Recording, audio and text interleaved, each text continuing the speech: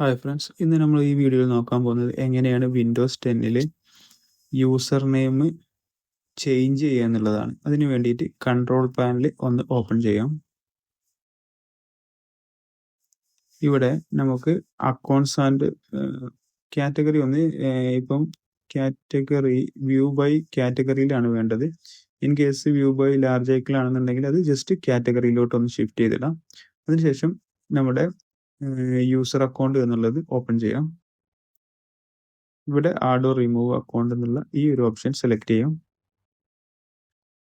ഇവിടെ പോയി കഴിഞ്ഞാൽ നമുക്ക് നമ്മുടെ യൂസർ നെയിം കാണാൻ പറ്റും, നമ്മുടെ യൂസറേയും കാണാൻ പറ്റും. അതിലൊന്ന് ഡബിൾ ക്ലിക്ക് ചെയ്ത് കഴിഞ്ഞാൽ ഇവിടെ നമുക്ക് റീനെയിം ഓപ്ഷൻ ഉണ്ട്. ഇവിടെ റീനെയിമിൽ നമുക്ക് നമ്മുടെ യൂസറെ നെയിം ഇവിടെ വെച്ചിട്ട് നമുക്ക് ചേഞ്ച് ചെയ്യാം. ഞാനിപ്പോൾ യൂസർ എന്നുള്ള അക്കൗണ്ട് മാറ്റിയിട്ട് ഡെൽ എന്നുള്ളത് ചേഞ്ച് ചെയ്യുന്നുണ്ട്.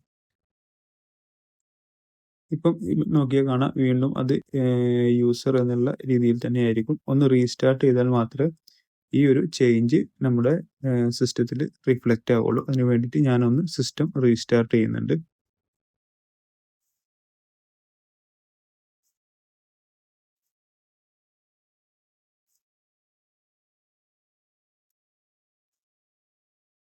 യെസ്, റീസ്റ്റാർട്ട് ചെയ്ത് കഴിഞ്ഞപ്പോൾ ആ യൂസർ എന്നുള്ളത് മാറിയിട്ട് ഡെൽ എന്നുള്ള ഒരു പേരിലോട്ട് നമ്മുടെ സിസ്റ്റം യൂസർ നെയിം ചേഞ്ച് ആയി വന്നിട്ടുണ്ട്.